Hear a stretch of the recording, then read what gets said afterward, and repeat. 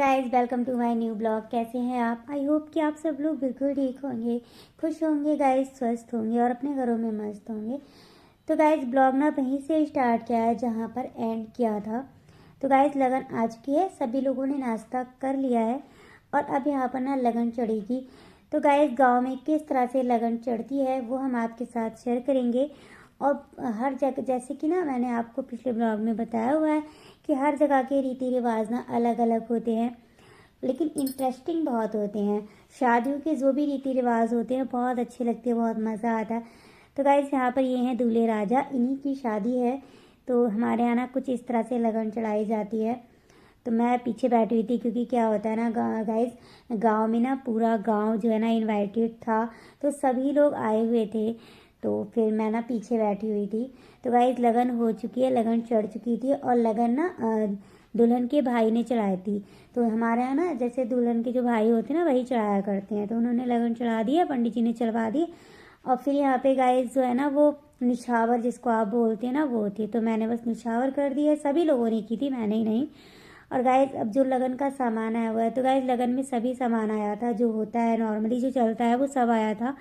तो यहाँ पर अब फोटो सेक्शन भी हुआ था, वीडियो कैसेट वगैरह सब बनी हुई थी, आप देख ही सकते हो। तो गांव की लेडीज़ें भी आई हुई है, मतलब रिलेटिव भी बैठे हुए। और गाइस यहाँ पर ना ढोलक पे गाने भी हुए थे, बट मुझे ना कुछ भी नहीं आता है ढोलक पे गाना वगैरह। मैं एक साइड बैठी हुई थी, तो आप देख सकते हो सभी लोग बैठे हुए हैं, पूरा गाँव आया हुआ था गाइस। और ये हमारी छोटी बहन का बेटा है। तो ये ना जाने को बोल रही थी क्योंकि ना रात हो गई थी, इनको बस थोड़ा सा पास में जाना था, ज़्यादा दूर नहीं। गाइस हमारा गांव ना जैसे कि मैंने आपको पहले भी बताया हुआ है कि पास में ही है, 1 घंटा लगता है हमारे यहाँ से जाने में।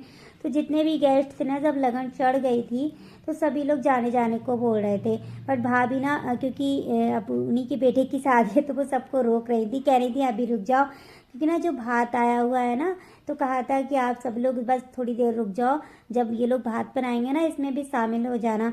तो गाइस जो भी खुशी का मतलब मौका होता है, सभी लोग अगर इकट्ठे हो तो अच्छा लगता है। तो भाभी ना यहाँ पर यानी कि हमारी जिठानी जो है ना वो सबको रोक रही है, कह रही है ऐसे मत जाना, मतलब ऐसे चले मत जाना, क्योंकि ना कुछ दिया भी जाता है, ऐसे खाली हाथ नहीं जाया जाता है। तो जो लड्डू वगैरह या जो मिठाई वगैरह होती है, जो बायना होता है वो भी दिया जाता है। अच्छा ये आंटी जी हैं, ये सब लोग भी जा रहे, तो मैं इनको छोड़ने के लिए आई थी। और गाइस अब यहाँ पर जो है ना वो भात पहनाया जाएगा। तो आप लोग जानते हो ना, जैसे कि जब शादी होती है तो बहुत ज़रूरी रस्म होती है ये भात पहनाना।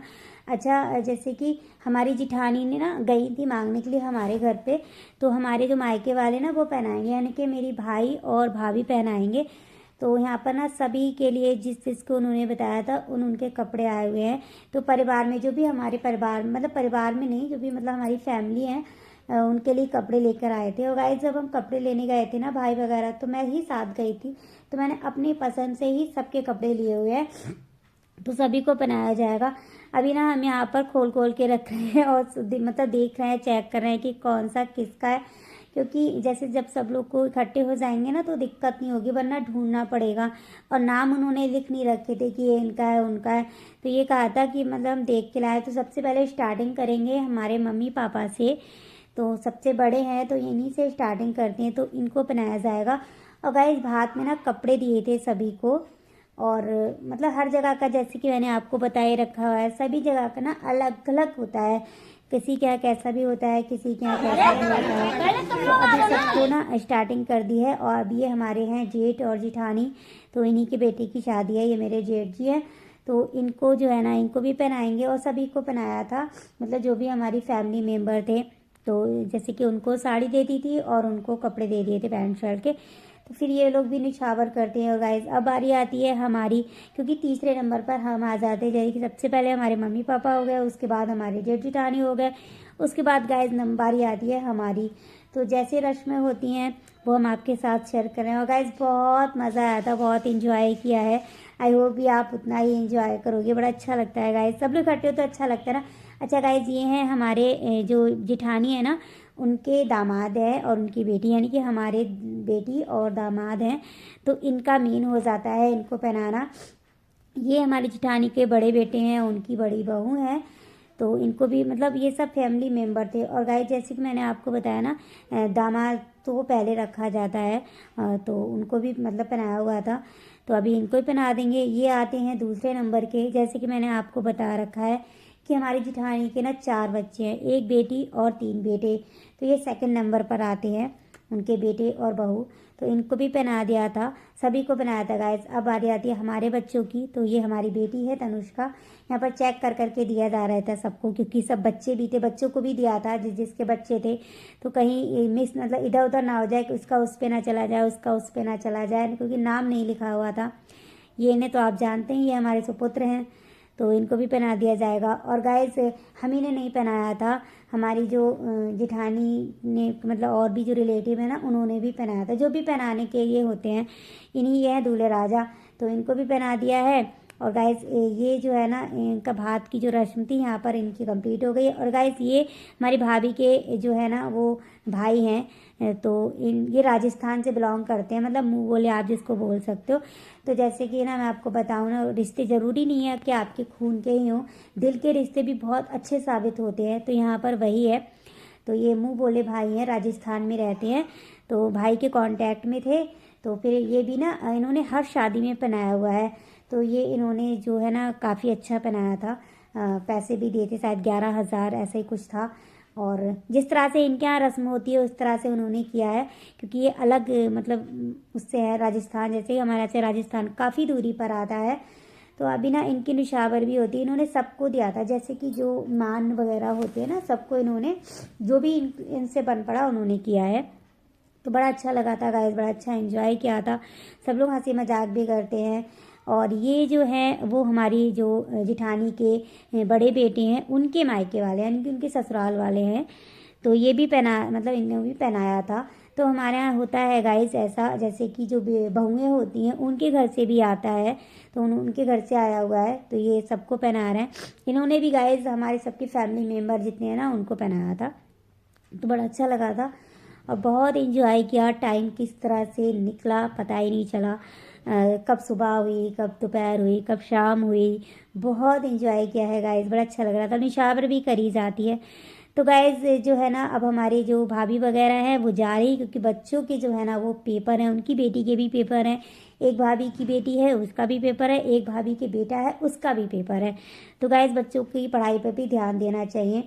तो यहाँ पर सब लोगों को मिठाई वगैरह भी दी जाती है, क्योंकि खाली नहीं भेजा जाता है।